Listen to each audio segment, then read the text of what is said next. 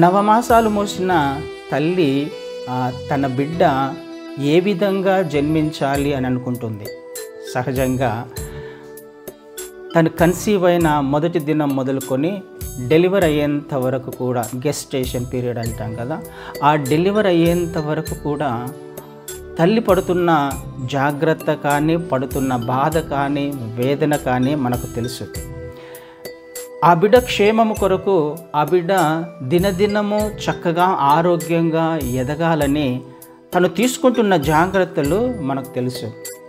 తనకిష్టం లేకపోయినా కొన్ని విషయాలలో కాంప్రమైజ్ అవుతుంది. తనకిష్టం లేకపోయినా ఇంజెక్షన్స్ పొడిపించుకుంటుంది. తనకిష్టం లేకపోయినా కొన్ని విషయాలలో కంట్రోల్ చేసుకుంటూ ఉంది.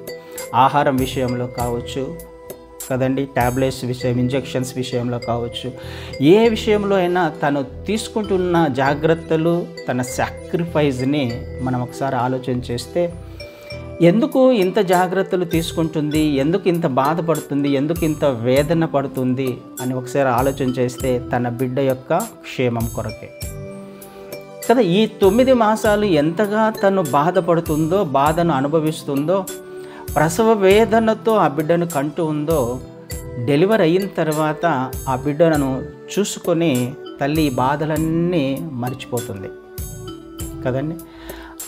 పుట్టిన బిడ్డ ఆరోగ్యంగా తన కళ్ళ ముందు కనిపించినప్పుడు ఆ బిడ్డను చూసినప్పుడు తల్లి పడిన ఈ 9 నెలలు పడిన ఆ కష్టాన్నంతా, ఆ శ్రమలన్నిటిని కూడా, ఆ బాధనంతటిని కూడా మర్చిపోతుంది ఆ తల్లి.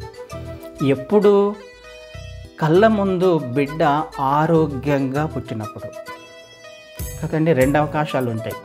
పుట్టిన బిడ్డ ఆరోగ్యంగా పుట్టొచ్చు, లేకపోతే ఏదైనా లోపముతో పుట్టొచ్చు, ఏదైనా అనారోగ్యముతో పుట్టొచ్చు, లేకపోతే కొన్నిసార్లు ప్రాణం లేకుండానే పుట్టొచ్చు.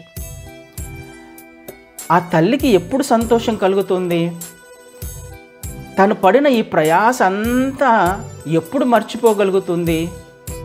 పుట్టిన బిడ్డ ఆరోగ్యంగా ఉన్నప్పుడు కదండి. ఆరోగ్యంగా పుట్టినప్పుడు చాలా చాలా సంతోషపడుతుంది.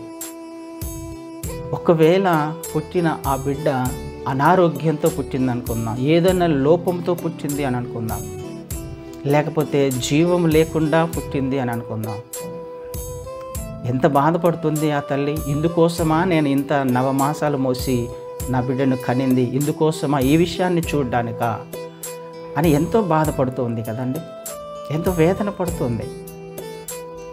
ఎగ్జాక్ట్గా దేవుడు కూడా తన ప్రజలను, తన బిడ్డలను ఎలా చూడాలి అని ఇష్టపడుతూ ఉన్నాడు.